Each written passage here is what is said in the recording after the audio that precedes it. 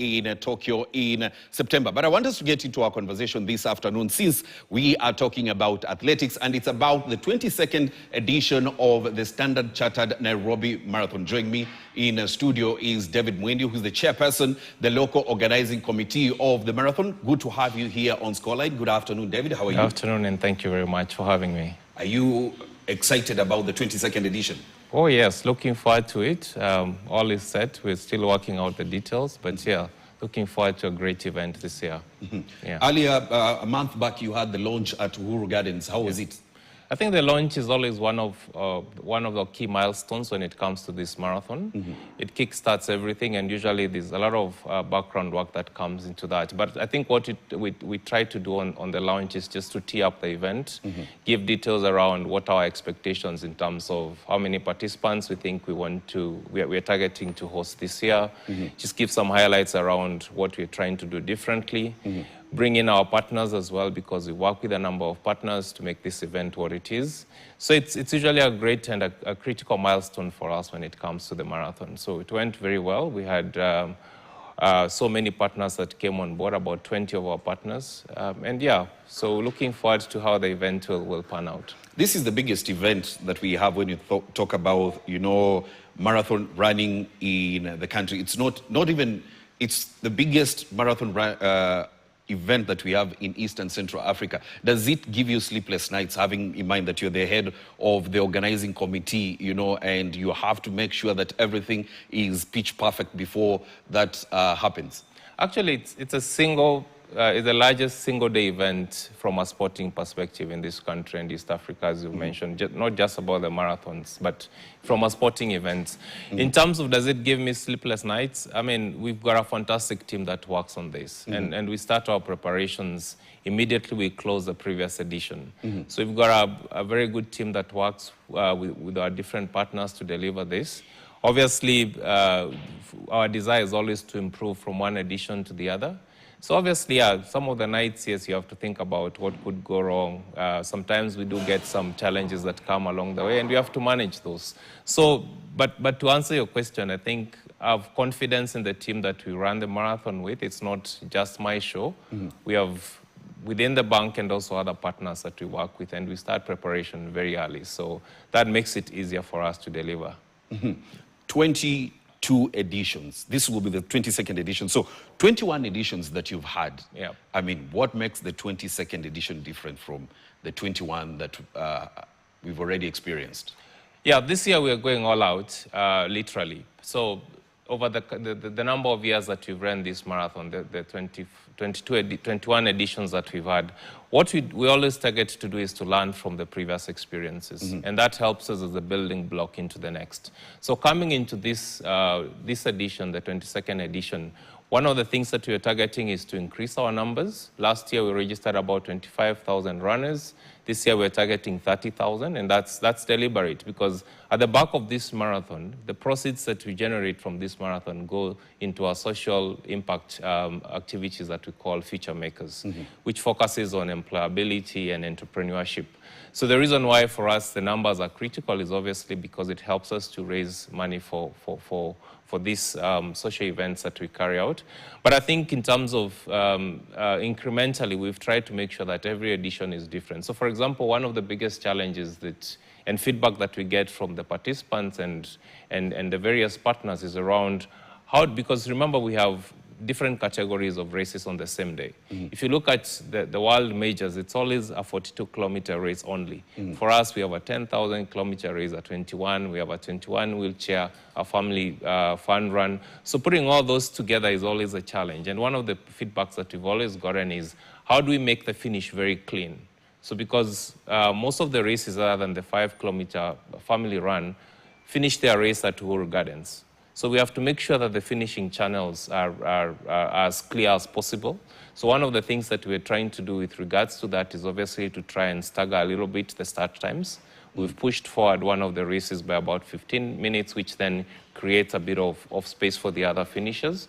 And all this is data-driven. We always look at the data in terms of how are people finishing and how are the different races interacting. The other thing that we're working very hard on is just ensuring that the route support is as good as possible. This is from a medical perspective. Of course, once in a while we do get some medical emergencies, and we want to make sure that the entire route, especially the 42 kilometers race, is well supported. The second one with regards to the route support is just making sure there's adequate hydration in different stations. We provide electrolytes, fruits, proper entertainment. So along the route, we'll have a lot of entertainment. So incrementally, we look at some of those things and try to make sure that we've learned from our previous experience and the feedback that we've obtained.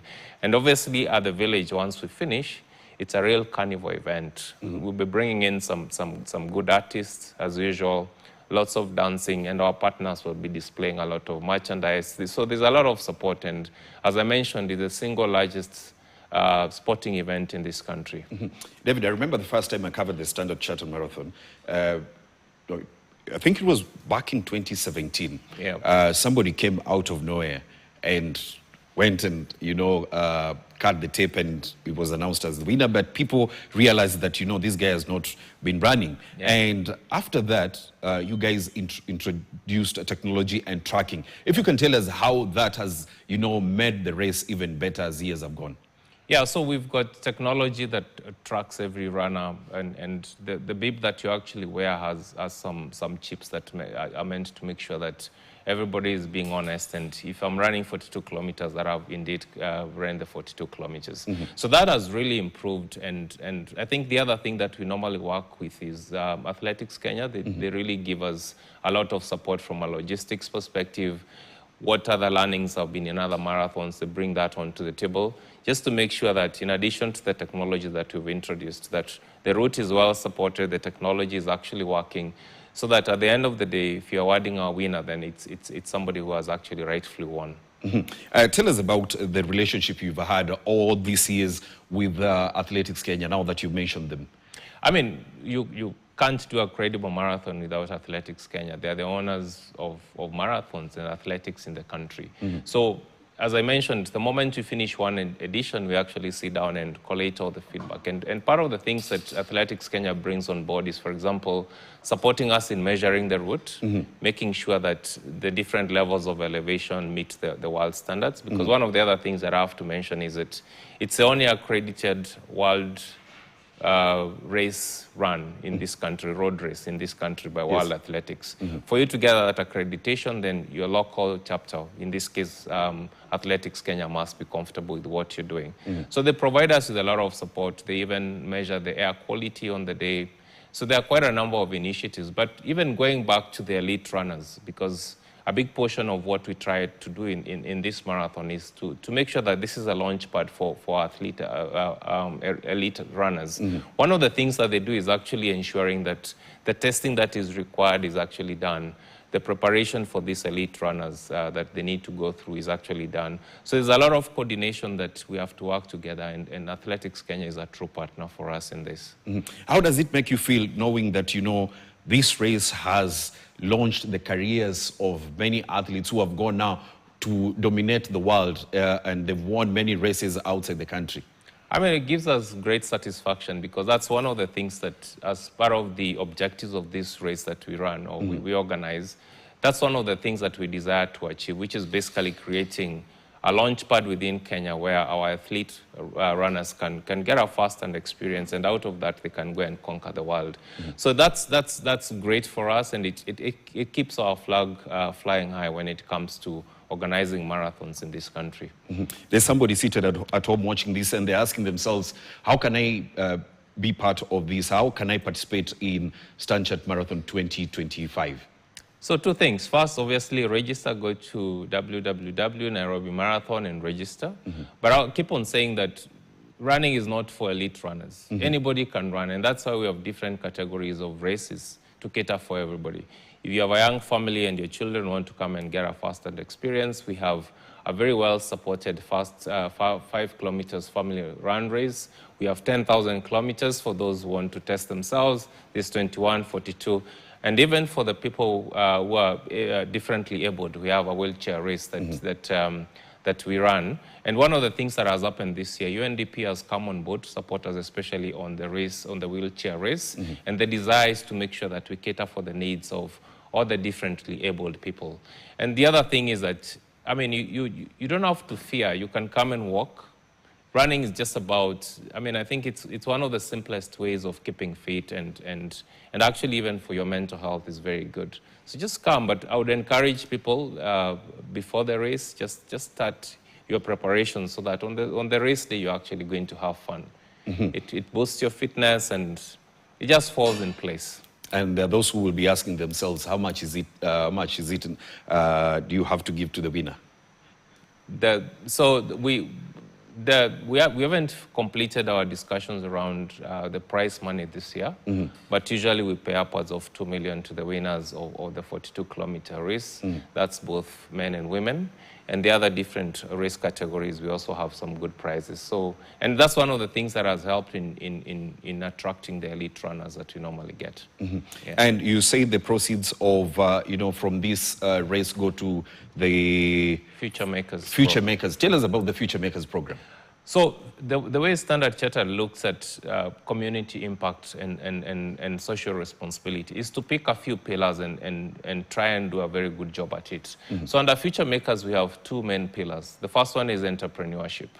And under entrepreneurship, what we normally do, whether it's for women, for example, for women, we have a program that we call Women in Technology, where we bring together a group of women, we work together with Strathmore, you create a program, how to run a business, how to use technology in running a business. And then the final winners are actually given some seed capital.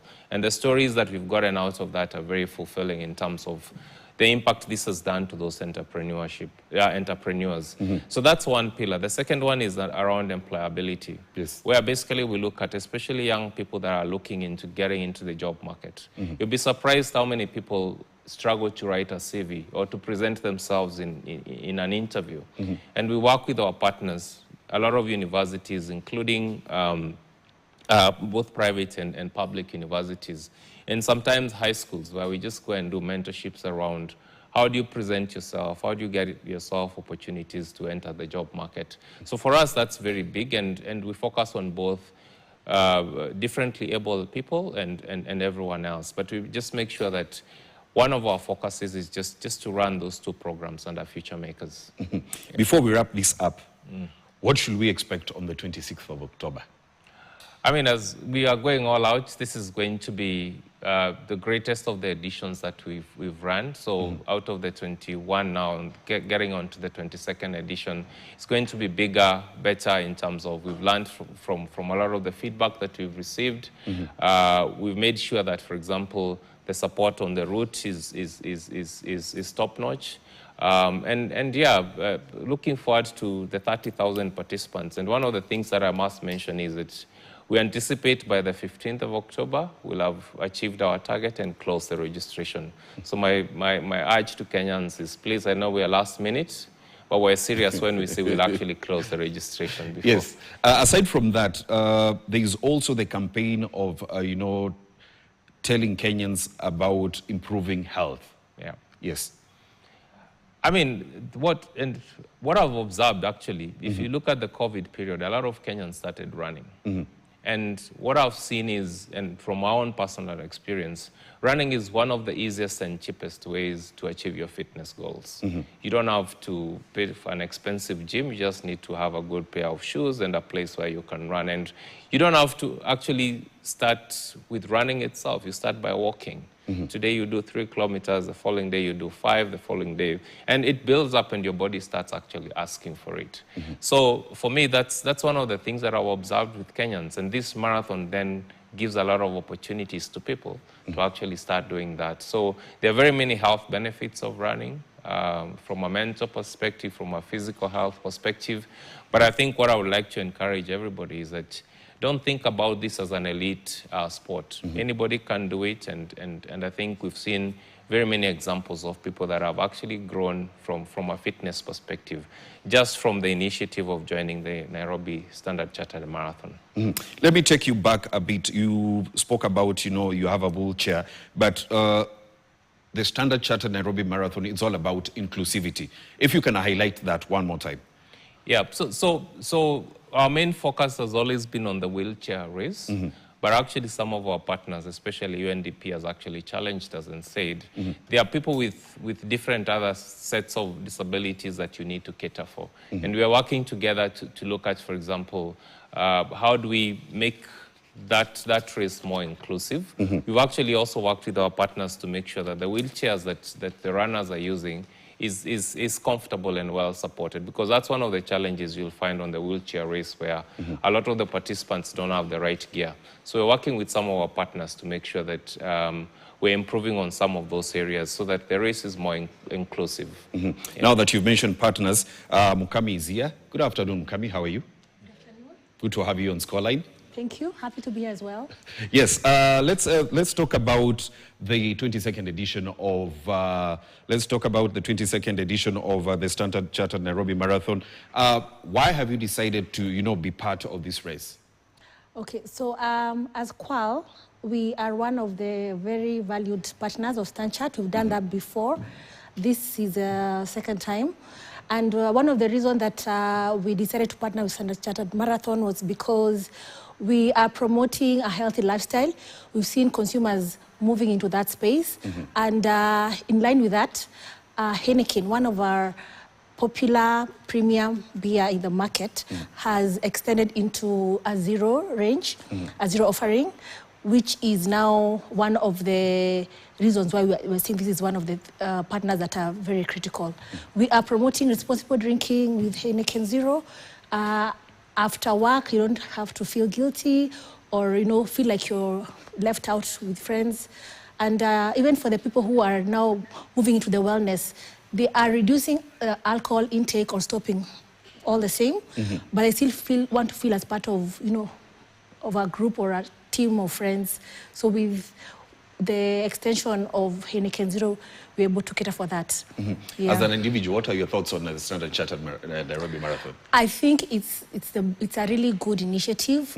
One of the good things I can say about it is the fact that it promotes a healthy lifestyle across all ages.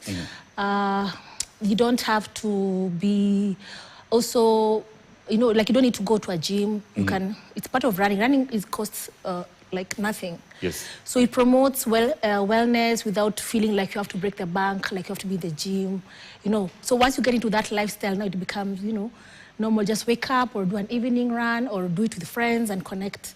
So I think it's very important to promote that lifestyle. You say this is the second year that you're partnering with the Standard Chartered Nairobi Marathon. What can you say about the relationship between Qual and the Nairobi Marathon? It's been a great relationship. We've been partners, and that's why we're coming back again. We've seen a lot of impact in terms of people saying what they got after that, because we usually have interviews with some of the people who participated. The Qual members have also joined the marathon. They're looking forward. I think last year our MD also ran. Setting the example from the top. So we are all gearing towards running, myself included. Yes. So your expectations on the 26th of October?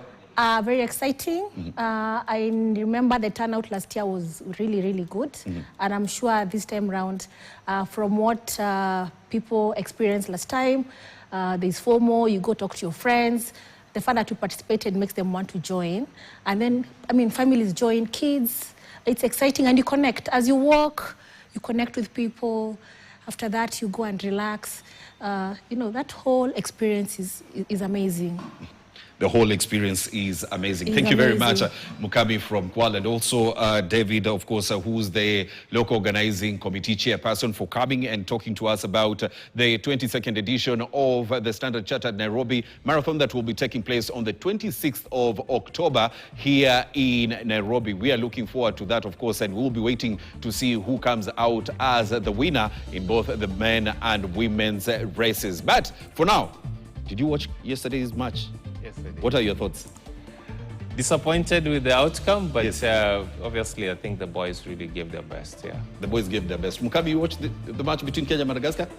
I got the insights. You got the insights. Yes. Yes. I want us to take a short break. When we come back, we'll be shifting gears to the African Nations Championships. That is CHAN. We take a look at the results from yesterday, as well as the fixtures that we have for the day. That will be after the break.